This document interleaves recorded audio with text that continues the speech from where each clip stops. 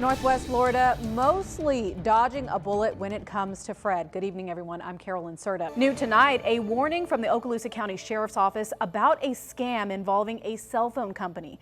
At times, we did get gusts up to near 50 miles an hour, so we have Joseph here to tell us what the very latest is. This building is really actually blocking us from the real impacts of the hurricane. This is what it really looks like down here in downtown Pensacola. And you can't really tell where exactly the parking lot ends or this picnic area begins, even where the beach used to be. If you take a look, you can see there are chains here on the door, but you can still plan weddings and other events here, maybe just on a smaller scale. Carol, what do you think? I don't know. I think he gets some points just for his nickname there. Big Baby is pretty good. That's half the battle right there, Exactly. so go vote for him. A small crowd is starting to gather here at Graffiti Bridge. This is ahead of a memorial planned tonight in honor and in memory of George Floyd. You may remember his face. Once a mural here on this bridge.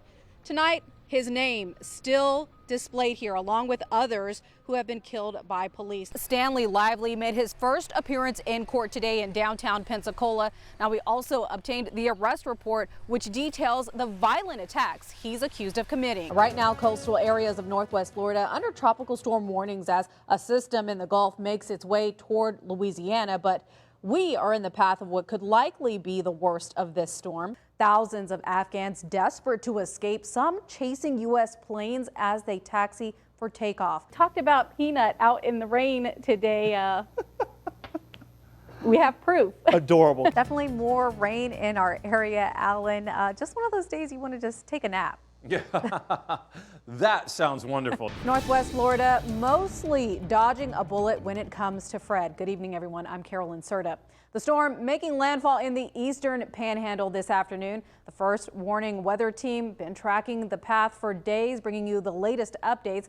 We do want to go first to Chief Meteorologist Alan Strum with the very latest on the track. Hey, Alan. An emergency declaration tonight from President Biden following Tropical Storm Fred's landfall. Now, this move authorizes FEMA to coordinate disaster relief efforts. The declaration covers 23 counties, including Escambia, Santa Rosa, Okaloosa, and Walton counties. And we are getting a closer look at the impacts of Fred to the east of us. Police sharing videos of trees down Crescent and on Bay Avenue. In one video, you can see the line sparking on the ground right there. They are asking everyone to avoid areas with power lines down as crews work to restore power. The Gulf County Sheriff's Office sharing this photo of a flooded street. You can see a car stuck in the water there, high water, despite that road closed sign. And a portion of Panama City Beach Parkway shut down earlier today because of a broken power line. This was near Pier Park. Crews are still working tonight to restore power to thousands of customers in the Panhandle. At last check, Gulf Power is reporting more than 2,000 outages. At the height of the storm, though, there were more than 14,000 outages, the vast majority in Bay County. Crews could be seen working through the rough wind and rain on some down lines. Gulf Power said that they had pre-positioned crews ahead of the storm ready to move in and restore power as quickly and safely as possible. Channel 3 did have teams all along the Panhandle today to track the impacts from Fred. Channel 3's John Rupolo spent the day in Panama City Beach and brings us the latest. Lots of pictures and videos coming in over social media as Fred made landfall. Many showing the high winds and rough surf over in Panama City Beach. Others showing flooded roads. If you have any you'd like to share, you can just go to WEARTV.com and click on the Chime In tab. Thousands desperate to escape Afghanistan as the Taliban takes over the capital. Coming up, the deadly escape attempts at the Kabul airport today. It's gone. Those pilings, there's a walkway all the way out to the boathouse. From docks to homes and everything in between. This is our cook shed we just completed. Storm surge from Hurricane Sally flooded much of the Hearst Hammock community. And now it's total destruction, which we'll have to rebuild and repair. Jerry Shepard says damage to his property soared past $6,000. Mainly our boathouse and our pier, completely wiped out. Of course, everybody down here, piers are gone. A couple houses down, the guy's boat sunk. But many of his neighbors lost much more. Snapshots of their loss left on the curb. Mind-blowing what water can do. Heartbreaking, really. Even in a small community with a population of just 63 people, the massive destruction is evident as soon as you come into town, with debris lining the streets. Unimaginable. We had so much water, so many people have to recover from it.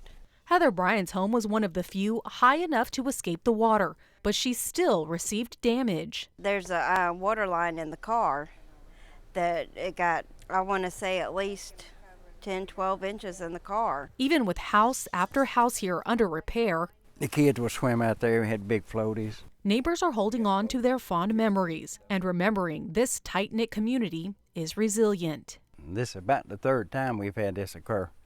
So we're used to it, but we don't like it. Now it's just a cleanup mode. We'll survive, Lord willing. Carolyn Cerda, Channel 3 News. The sheriff says that parents can breathe a sigh of relief because the man they captured on video trying to kidnap an 11-year-old girl is now behind bars. The video is horrifying. An 11-year-old girl waits alone for a school bus when a man darts out of this white van straight for her. Armed with a knife, he wrestled with the girl. She fought and she fought and she fought. But she fights back and gets away. It doesn't take a genius to figure out what his intentions were, but they were not good.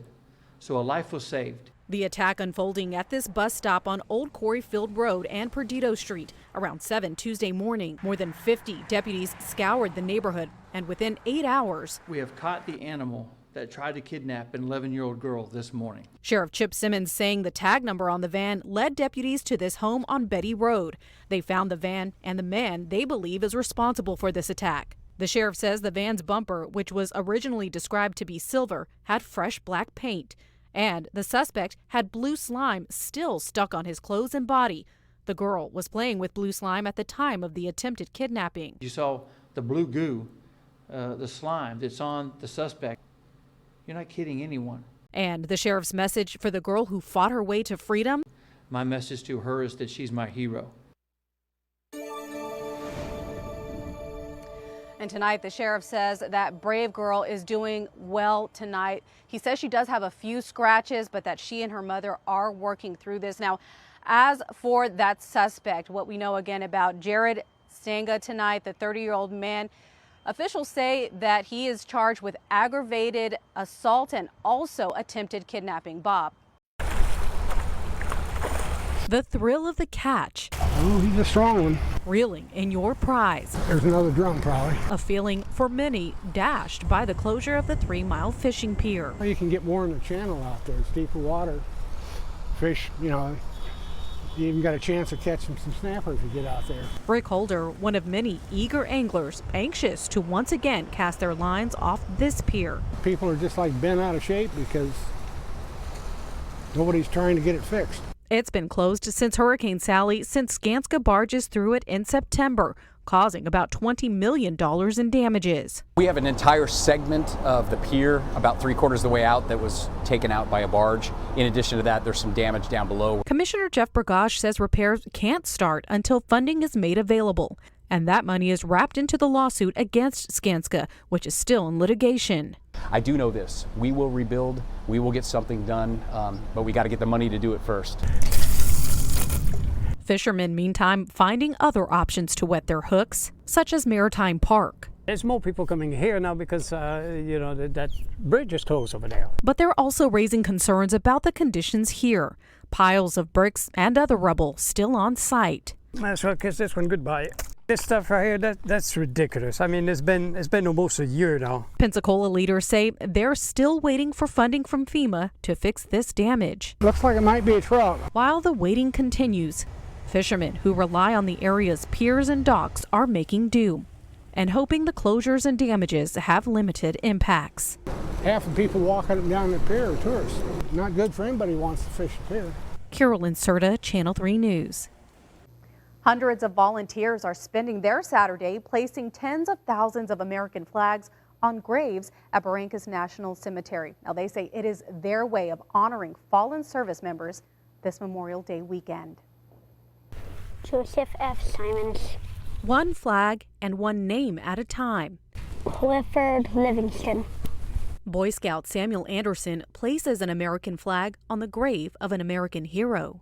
Because it's a way to get to know more people that died and to honor them. As we place the flags in front of each grave, we mention the service member's name so that they are not forgotten. These scouts among 500 volunteers at Barrancas National Cemetery Saturday, working to line these rows with the stars and stripes this Memorial Day weekend. It's a small gesture to place a flag in front of each grave, but means so much. It's no small task. There are 51,000 service members buried here. With this still being an active cemetery, that number grows every year. Every year, this tradition brings more people to the cemetery as they begin their holiday weekend. It gives them the opportunity to see what we do here at Barrancas and why we have this Memorial Day weekend and what it symbolizes. They did lay down their lives so that we can have our weekend barbecues. Jerry D. Wilson. That sentiment not lost on Anderson. Like for the storming of Normandy Beach, people wouldn't be able to go to the beach if they didn't storm it. As he places flags and reads aloud the names of fallen service members, one Henry Egan Nelson, Jr. at a time.